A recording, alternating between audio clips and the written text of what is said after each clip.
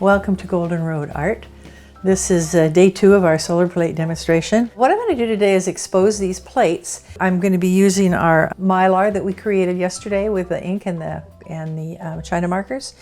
And in order to do this, we have to have an exposure unit, which is UV light, which I have right here. Inside of this is a face tanning unit that is UV light. And so it's in this big heavy wooden box for a couple of reasons. Number one, we want the weight to hold the plate down, hold the glass down. And number two, we want to protect our vision. So UV light is dangerous to your eyes. It's like looking at the sun, not a good thing to do. And so we want to make sure that our eyes are protected. So the first thing that we're going to do is we're going to get our piece of glass. I have a piece of plate glass. You can't use window glass. It's got to be plate glass. This is a 1/4-inch plate glass. And the reason you can't use window glass is window glass has a UV inhibitor in it because you know, you don't want your favorite chair or your favorite carpet to fade in the sun. And so window glass has a little bit of an inhibitor in it to keep that from happening. And then I have a piece of wax paper, and its only job is to keep my piece of felt clean. Then I have a piece of felt here, and this is just a little cushion so that our plate will have a little cushion behind it to make sure we have good contact with the glass. So we're going to put down our piece of wax paper, and then we're going to get our plates. I bought these from solarplate.com from Dan Weldon, and you can see that they come in this black plastic wrapping because the idea is we want to keep them out of the light. Get a couple of these out. I think we'll expose 2 of these at a time. So we want to keep these in the dark until we use them, so it's pretty important to close this bag up and keep them in the dark. So in order to make this process work for an intaglio print, which is an etching, which is what I'm going to make, first step is I'm going to put a piece of aqua tint screen. This is a random dot aqua tint screen, a stochastic screen if you're a photographer. It is a 85% dot. We're going to take the plastic off of these plates. Very important step. If you forget this, it's not going to work very well. So we're going to take the plastic off, and then we're going to lay our aqua tint screen over the top of these, and we're of course trying to keep them from the light. We're going to put our glass down. All right, so we're going to take our exposure unit, put it over the top of this, and we're going to set it for 40 seconds. 40 seconds is kind of the start for making sure we have a good black. So the way this works, at this point, if we exposed it for 40 seconds and then we washed it out with water, the whole plate would be black. And so what we're going to do is we're going to expose it for 40 seconds, make the whole plate black. Then we're going to lay our image on it. And when we lay our image down on it, what's going to happen is the areas that are black will be protected, and the areas where it's white will harden. And so the black will wash out and the white will not. So what we're going to do now is set this for 40 seconds. I'm just going to use my phone here to time this. So I'm going to hit start, and I'm going to turn on my exposure unit. So 40 seconds doesn't seem like it's very long, but when you're standing here watching it, it seems to take a long time. So what we want to do is make sure we're ready to turn this off at exactly 40 seconds. Okay, so we'll stop our thing. We're going to lift this off. Now we're going to use our 2 of our plates. I exposed 2 plates at once here so we can move a little faster because I have 8 to expose. So we're going to take our plates. We want to get the side that has the ink on it down. That's going to give us the best contact. We'll kind of decide where we want to put this in here, how we want to do this. Here's the second one. Okay, now I'm going to put my plate glass back down over the top of this. And now I'm going to expose it for 20 seconds. So if you had an image that was very fragile, if you had drawn on it with something that was a very fine pen and you know, it just had very fragile lines, or it had a little wash on it, like with India ink and water, it was a very thin wash, then you would maybe do 15 seconds. So because the way this works, it's backwards from your thinking. The less time you expose it, the darker it will be. It's very backwards. The more you expose it, the lighter it will be. All right, let's get our timer again. Okay, so I'm going to turn this on. We're going to start.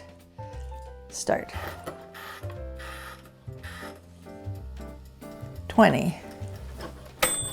Okay. So now my plates have been exposed, and so the next step is to wash them out with water. I'm going to just lift my water over here. I have a tray here that's got hot water in it. Well, not hot water, warm water. You want it to be warm. You don't want it to be cold. So we're going to take our plates. We're going to submerge them in the water. And then we're going to take our brush. This is just a little brush from Home Depot. It costs $1.50. Very inexpensive brush, but very soft. And so we're just going to wash these plates out for about a minute. So just kind of swish it around real good. So when you start to do this, you'll start to feel your brush grab. It's grabbing the places where the material is washing away. So there's kind of a fine line between washing these out and leaving them in too long and not leaving them in long enough. You want them long enough to develop, and you want them not too long so that they don't lose information. So now I'm going to take these plates, I'm going to take them out of the water, and I'm going to lay them on a couple pieces of newsprint from the phone book. I'm going to be real careful not to get my hands in this stuff, because we don't know what's in it.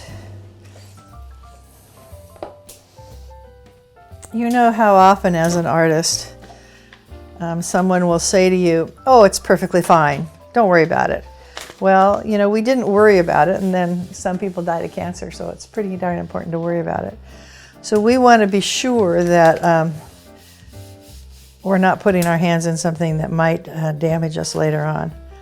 So once we get to the point where these just have to be hardened, and so what happens is if you touch these now, you'll see that they're sticky, and so we don't want them sticky.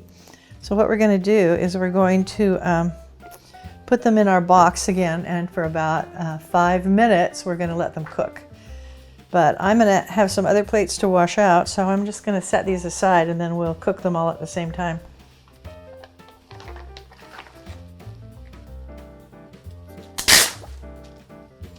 We're going to take our screen. Now this screen has a dull side and a shiny side, and you want the dull side down, and I have marked the top of this, the shiny side, with a little piece of tape so that I never get confused about which side's supposed to go down. All right, so now we're going to put this back on here, and again we're going to set this for 40 seconds. 40 seconds is kind of your baseline. Usually what you'll do is you'll leave the 40-second one alone. You won't change that one. And you'll, if you're trying to get things lighter or darker, you'll actually move the second exposure, the one with the image on it, either less time or more time. If it's too light, you'll want to have more time, and if it's too dark, you want to have less time. Okay, there's our 40 seconds. All right. It's absolutely backwards of the way you think you would do it. Now we're going to take our images. Okay, now I'm going to lift our box back over. Okay, so now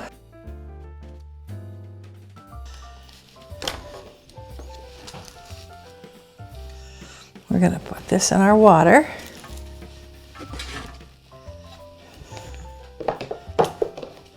Like we did before. So I think you can actually use this water quite a long time. I don't think that you need to change it between plates. You know, I think you can wipe out quite a few of them with a little tub of water like this. Some people like to have it under running water, so it just depends. Everybody's studio is a little different. All right, it's looking pretty good. Do it for about a minute. You can run your brush over it. I'm pushing down pretty hard with the brush, so I can really feel the image there. I can feel the grabbing the hair of the brush, so I know that it's really washing out well. Okay, so now we're gonna get our newspaper or phone book pages. And you could use a bath towel for this too. An old bath towel would work fine.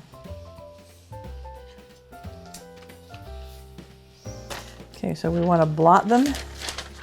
You want to get all the water off. You want to blot them till there's no more surface water, because as long as they're wet, they're exposing. They're still washing out. And so you don't want to leave little puddles of water in them, because that's going to show on your, finished print. Make sure it's good and dry. Okay, so now we've got 4 of the plates done.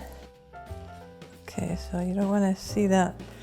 Yeah, we call it a witness line, but we don't want to be witness to it unless we want to be witness to it.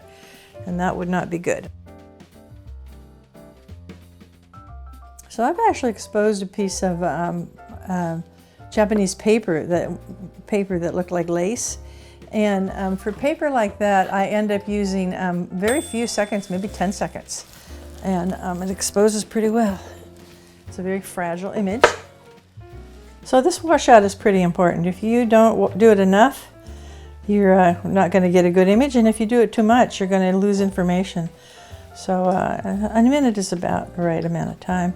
And once you start doing this, you'll find, oh gosh, if I do that kind of an image, I know I have to leave it a little less time or a little more time. So now we want to post-expose these, this is called. We're just going to put them back in the light. And it takes about 5 minutes for this part. So you can put these in the window and it will eventually harden them. I've left them overnight in the window it takes a long time. I've left them overnight in the window when I have had things I had to do, didn't have time to put it back in the machine. And so the critical thing with printmaking is that you do step 1, then you do step 2, then you do step 3, then you do step 4. And by the time you get done with all the steps, everything should turn out. So if it doesn't turn out, things aren't working right, it means that you've missed a step. Somewhere along the way, you missed a step. So if you want to, say you wanted to do this in the sun, say you said, I don't have one of these handy dandy little exposure boxes, and how am I going to do this? How am I going to do this if I just have the sun? So what you can do is you can get a piece of wood that is bigger than the biggest plate you want to do. And you can get a piece of plate glass that's about the same size as your wood. And you don't want it, if you're doing an 8 by 10 plate, you want the glass to be like 12 by 16. You don't want it any bigger than that, because if things are bigger, what happens is the glass will bow. It'll bow up in the middle and you won't have good contact because you don't really have anything holding it down. So you would take your board and then you would put, in this case I have a couple layers of just felt I bought at the fabric store. And then the plate, and then the glass, well the plate and then the aquatint screen, then the glass. And so at that point I would cover the whole thing, whole sandwich with a piece of plastic. I would run outside, I would set my timer, I'd whip the plastic off, and then I would wait the 40 seconds, I'd whip the plastic back on, pick the whole thing up, bring it back in the house, put the image in, put the black plastic back on, go back outside, set my timer for 20 seconds, whip the black plastic off, and at 20 seconds I would put the black plastic back on and bring the whole thing back in the house, and then I'd wash my plates out in water. And you know, you want to do it in the middle of the day when you've got bright sun. You want to do it when it's not raining. Obviously, if these plates wash out in water, getting them wet is not a good idea. Plus, if you get raindrops on, the glass, it's going to show. It's going to make a mark on your plate. And maybe not a good mark. You know, it's not something that you really wanted. Although I suppose it could be, interesting. But it's only interesting if you want it, not if you're surprised and you go, what the heck is that spot? And of course it was a raindrop. So we're going to give this a good 5 minutes. And then I'm going to show you how to print these plates. Now I am very fortunate. I have this 2 really beautiful presses. I have a little combination press called Dickerson. That's pretty old. I've had it for 30 years, and I know it was probably 30 years old when I got it. So this is an old press, but it still runs fine. And the really nice thing about it is it's motorized. I just have to push a button to get it to go through. And that's a really good thing. The other press I have is called a Ray Trail press. And there was a gentleman that lived in Portland, and he retired. He retired from his job as a machinist, and his sister was a printmaker. And she said, Ray, could you build me a press? And he said, well, he thought he could do that. And so he went and looked at a few presses, and he built her a press. And then her friend said, gosh, Ray, could you make me one? And so he made another one. And by the time he died, he had made 81 presses. And I have number 41, and I feel very, very lucky to have this press. It's just an absolute work of art.